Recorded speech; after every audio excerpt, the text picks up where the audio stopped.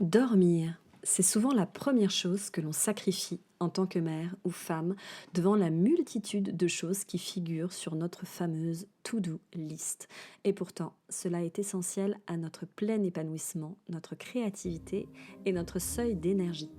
Je vous partage ici 3 enseignements de ma propre expérimentation. Ne bougez pas, c'est tout de suite après ça. Je suis Shakti, femme louve, chamane, tisseuse d'histoire et chanteuse d'âme. Je lead, j'écoute, je transmets, j'inspire et j'éveille. Un peu sorcière, un peu celle qui, un peu fée, je crée et guide les femmes à retrouver leur essence et à créer leur légende personnelle. Tisse ton histoire et retrouve ton plein pouvoir. Telle est ma devise. Je vous retrouve aujourd'hui dans cette chronique autour du sommeil. Non que je sois une spécialiste sur le sujet, mais j'ai suivi un accompagnement par une jeune femme d'Amérique du Sud que je trouve vraiment incroyable, qui accompagne aussi en français, donc n'hésitez pas à aller faire un tour. C'est Consciencia Nutritiva et elle s'appelle Adriana Aguirre. Donc certains des conseils dont je vais vous parler viennent de son enseignement et aussi de l'enseignement de Kate Northrup, qui a écrit un magnifique livre qui s'appelle Do Less, que je vous invite à aller visiter et dont lequel j'ai extrait justement certains enseignements qui pour moi m'ont paru importants. Donc encore une fois, je ne fais pas juste vous retracer vous répéter des enseignements, mais vraiment ce sont des enseignements que j'ai intégrés où il y a eu des réalisations extrêmement puissantes et donc pour moi ce sont des pistes d'exploration que je vous livre. Et ici aujourd'hui je vais vous livrer, alors j'ai à peu près 5 pistes d'exploration que j'avais envie de partager avec vous quand on parle justement du sommeil. La première chose pour moi qui a été vraiment très très importante, c'est le rapport au temps. Le rapport au temps quand on parle du sommeil. Parce que, et d'ailleurs c'est intéressant, mon fils me partage cette chose par rapport au temps. Il me dit que souvent, ben voilà, c'est un temps qui est perdu, ce temps-là de sommeil. Et je vois que moi-même, en tant que femme et mère, le moment du soir, le moment d'arriver au coucher est quelque chose que j'ai beaucoup retardé. J'ai travaillé dessus, je dis pas encore que c'est parfait, mais en tout cas je suis sur un vrai chemin de réconciliation par rapport à ça. Le fait pour moi d'aller me coucher, c'était quelque chose qui était compliqué, il y avait une tension dans l'heure du coucher. Parce que j'avais l'impression que le fait d'aller me coucher, j'allais perdre du temps.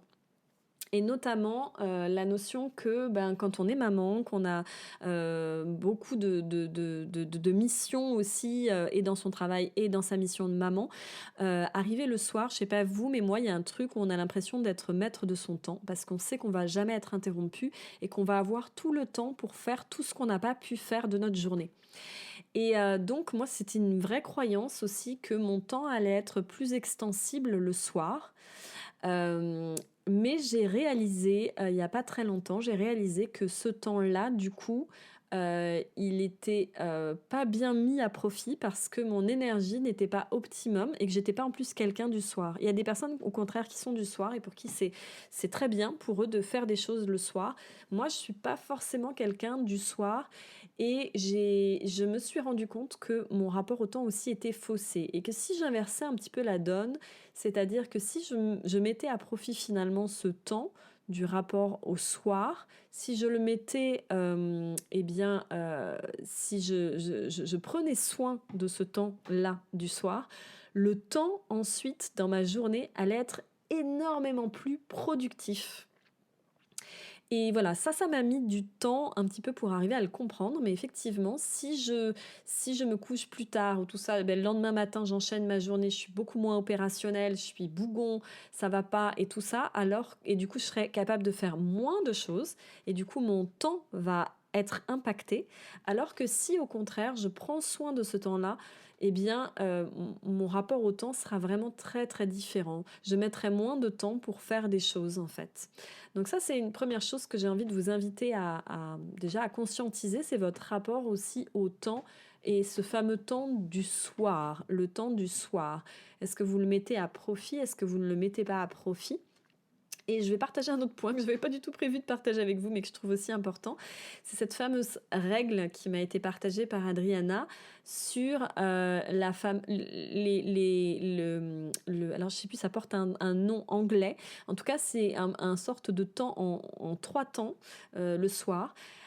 Juste si vous prenez 1 heure avant d'aller vous coucher et 7 heures avant d'aller vous coucher, vous définissez donc 1 heure à laquelle vous voulez vous coucher, vous remontez 1 heure avant et donc cette heure-là, vous allez y passer 20 minutes pour terminer toutes les choses que vous devez terminer. Alors souvent en tant que maman, il y a les sacs des enfants et tout, préparer un peu la journée du lendemain en fait. Donc il y a des choses pour les enfants. Si vous n'avez pas d'enfants aussi, tout simplement de préparer votre tenue, qu'est-ce que vous allez mettre le lendemain, peut-être si vous avez un agenda de préparer aussi les différents points, des choses que vous allez faire le lendemain, ou peut-être regarder votre journée du lendemain pour préparer, un peu anticiper les choses.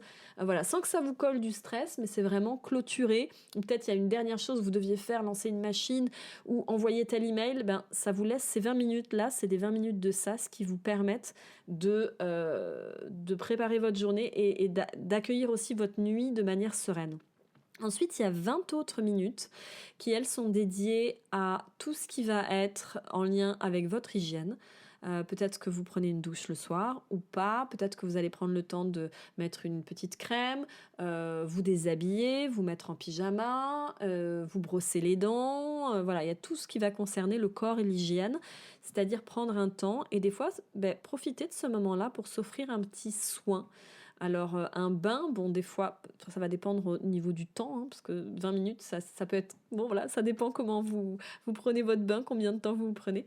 Mais en tout cas, voilà, savoir que pendant ces 20 minutes-là, vous n'êtes que sur... voilà, peut-être si vous vous maquillez, c'est prendre le temps de se démaquiller correctement, de faire un soin pour le visage, passer une crème sur le corps. Voilà, donc tout ce qui va concerner votre rapport à votre corps. Ça peut être aussi aller prendre par exemple une petite infusion aussi pour vous faire du bien. Donc ça fait partie aussi de prendre soin de son corps. Et enfin, les 20 dernières minutes, elles vont être dédiées à un autre point qui est vraiment mais fondamental, qui est ce moment de relaxation.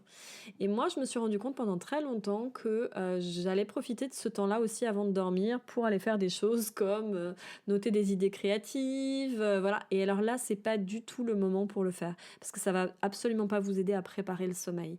Donc dans les actions, on recommande plutôt de lire un livre, c'est-à-dire que vous êtes plus passif, ou peut-être faire une méditation ou une respiration, quelque chose qui va vous procurer un moment de détente et de lâcher prise où vous allez vraiment un peu plus lâcher prise au niveau du mental. Alors c'est sûr, au niveau des lectures, faites attention, mais trouvez quelque chose qui va vraiment vous relaxer. J'invite pas forcément à faire un film ou une série, même si moi je l'ai déjà fait.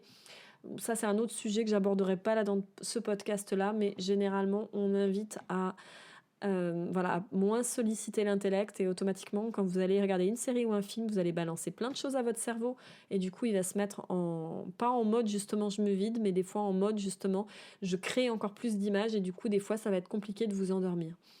Donc voilà, donc cette fameuse loi alors je crois que c'est Magic Time, où il y a un truc comme ça. C'est super précieux. Deuxième point que je voulais partager avec vous au niveau du sommeil, c'est que tout part du sommeil. Ça a été une réalisation que j'ai réussi à comprendre. C'est que, en fait, le sommeil passe avant même l'alimentation.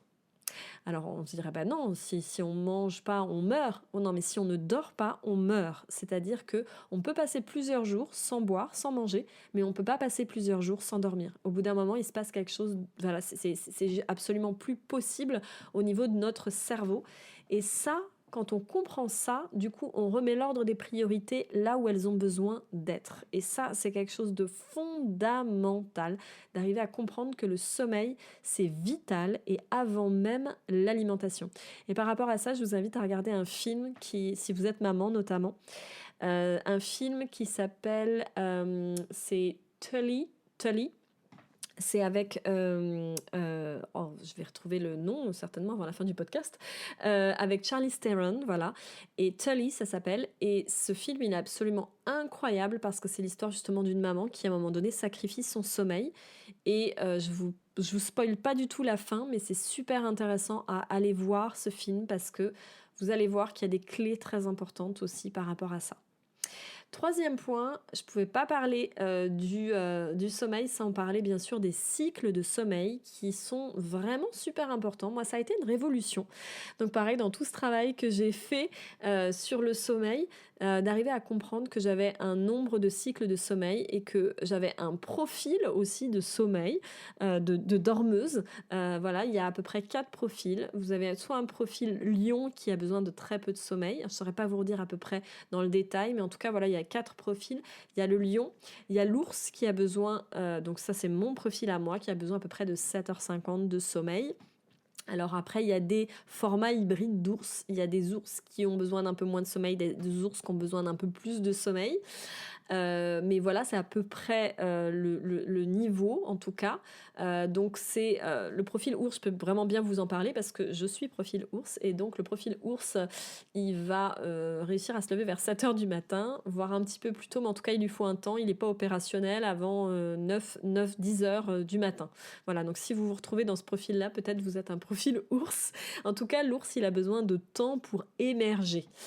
Il y a le profil lion, je peux vous en parler un petit peu. Le profil lion, lui, il peut se lever très très tôt, il a besoin de très peu d'heures de sommeil, il récupère très très vite et lui, il est très très très actif, très tôt, de très bonne heure. Donc ça, je trouve que c'est intéressant parce que moi, j'avais beaucoup un peu le cliché du miracle morning et de me dire que je devais me lever à telle heure et tout, et je galérais. Et du moment où j'ai compris aussi un petit peu de respecter aussi mon profil de dormeuse, ben ça a changé. Ça veut pas dire que je peux pas me lever tôt, mais ça veut dire que du coup je vais devoir aussi calculer mes heures de sommeil pour avoir un nombre de cycles d'heures aussi, et de savoir aussi ma zone d'excellence, c'est-à-dire les heures auxquelles je peux travailler. Et enfin, vous avez le loup qui, lui, est nocturne. Voilà, c'est-à-dire que c'est des gens qui sont très productifs le soir et la nuit. Donc ça aussi, c'est important d'arriver à le respecter. Ça veut dire que vous allez devoir aménager vos horaires un peu différemment, même si vous avez une famille.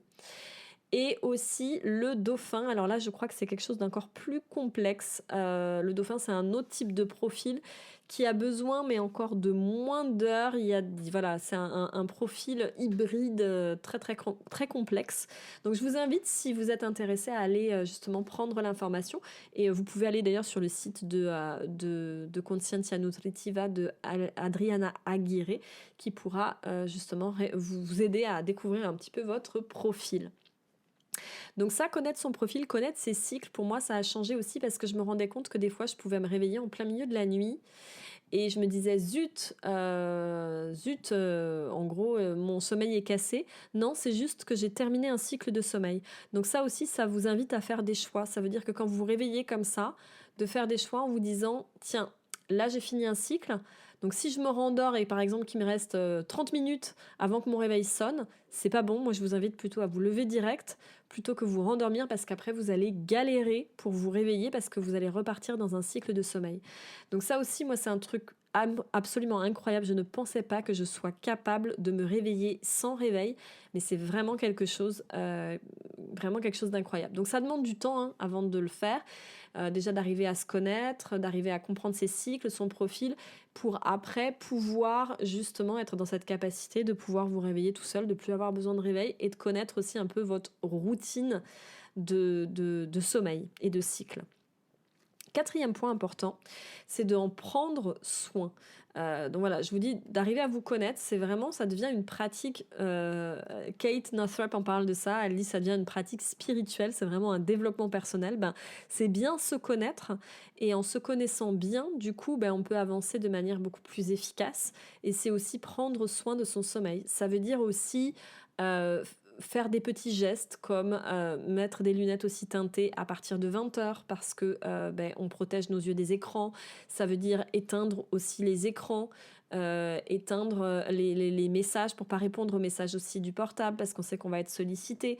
Ça veut dire prendre soin, ça veut dire s'offrir aussi cet espace. Je parlais de ces fameux 3 temps.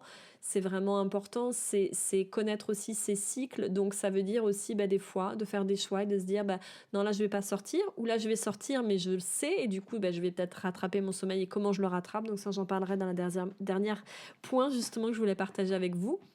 Mais tout simplement d'associer ça vraiment comme quelque chose auquel vous allez prendre soin de votre sommeil. Et moi, je vous le dis, je l'ai expérimenté, quand vous allez prendre soin de votre sommeil, automatiquement, vous allez en ressentir les bénéfices. Les bénéfices dans votre corps, les bénéfices dans votre productivité, dans votre visage, dans votre peau, dans les rapports aussi avec les personnes autour de vous. Parce que moi, je vois que quand je ne prends pas soin de mon sommeil, ça a un impact dans toute ma journée.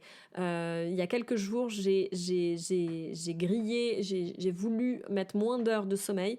Du coup, je n'ai pas pu bien me réveiller correctement. Donc, j'avais pas aussi ce temps de décompression que j'ai besoin, moi, avant de démarrer les enfants. En fait, j'ai plusieurs sas de décompression.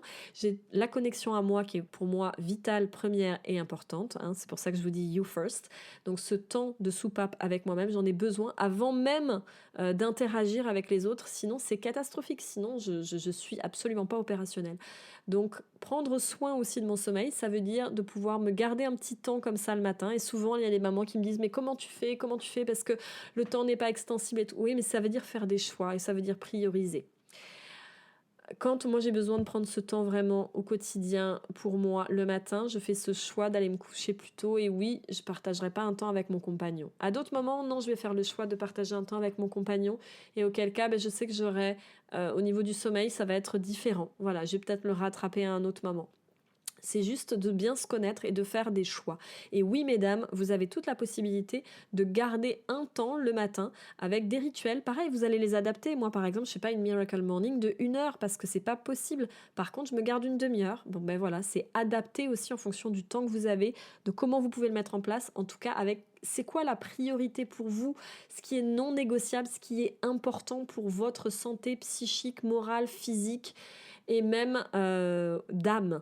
Donc voilà, donc ça c'est vraiment important d'arriver à le caler. Donc moi je me garde toujours un temps par exemple le matin. Après j'ai un temps où là c'est plus les enfants et puis la logistique de s'habiller, enfin voilà, de toutes ces choses-là.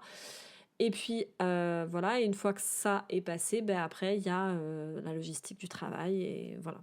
Donc moi, je vous invite vraiment à prendre soin de ça.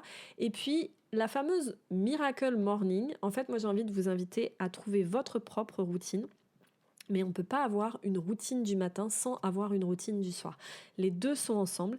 Et pour moi, ce qui va vraiment créer de bonnes routines, c'est votre sommeil. Et du moment où vous allez vraiment honorer et prendre soin de votre sommeil, vous allez pouvoir aussi poser des routines facilement le matin et des routines aussi facilement le soir. Et en posant des routines le soir, vous allez vous aider au niveau de l'endormissement, vous allez avoir un impact sur votre lever, etc., etc. Mais pour moi, tout part vraiment du sommeil. Ne commencez pas à vous mettre des routines qui sont inatteignables, irréalisables, parce que, vous n'avez pas tenu de compte de qui vous étiez, de vos cycles de sommeil, de votre nature, de tout ça. Donc ça, c'est pour moi, c'est un travail de longue haleine.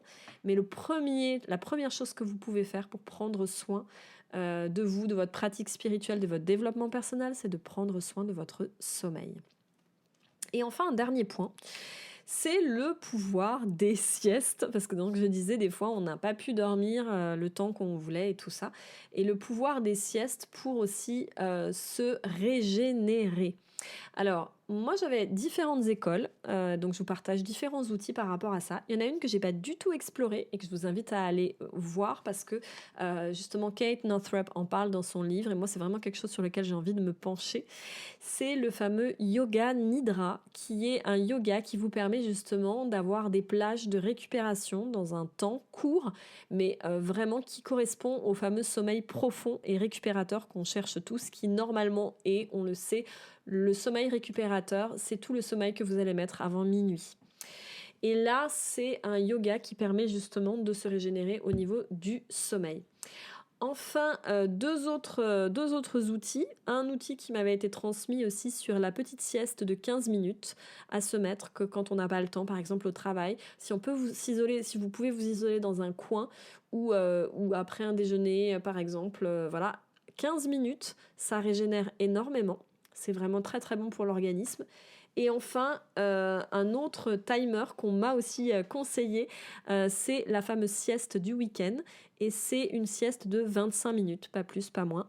25 minutes qui permet de regagner à peu près un cycle de sommeil, qui permet de... Voilà. Donc si par exemple vous avez raté 2 cycles de sommeil, que vous accusez un peu, peut-être vous pouvez vous faire 25 minutes de sieste le samedi, 25 minutes de sieste le dimanche, ou au moins un des 2 jours du week-end, en tout cas, ou du temps dans lequel vous pouvez récupérer, où c'est plus confort et où vous ne travaillez pas.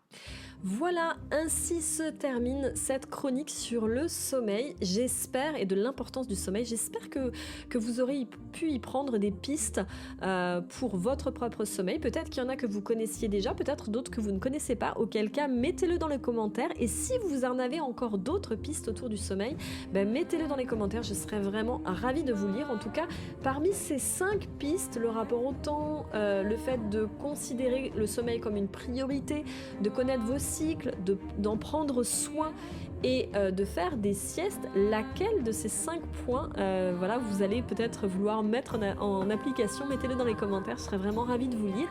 Et puis je vous invite aussi à aller faire un tour sur mon site www.rêvecréetransmet.com afin de pouvoir télécharger d'autres ressources que j'ai mis à disposition, des visualisations aussi créatrices pour vous aider à récupérer aussi un petit peu dans votre vie de tous les jours.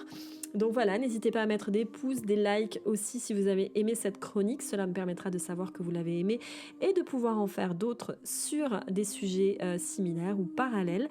En tout cas, j'ai été ravie de partager ce moment-là avec vous et n'oubliez pas de tisser votre histoire pour retrouver votre plein pouvoir. À très bientôt.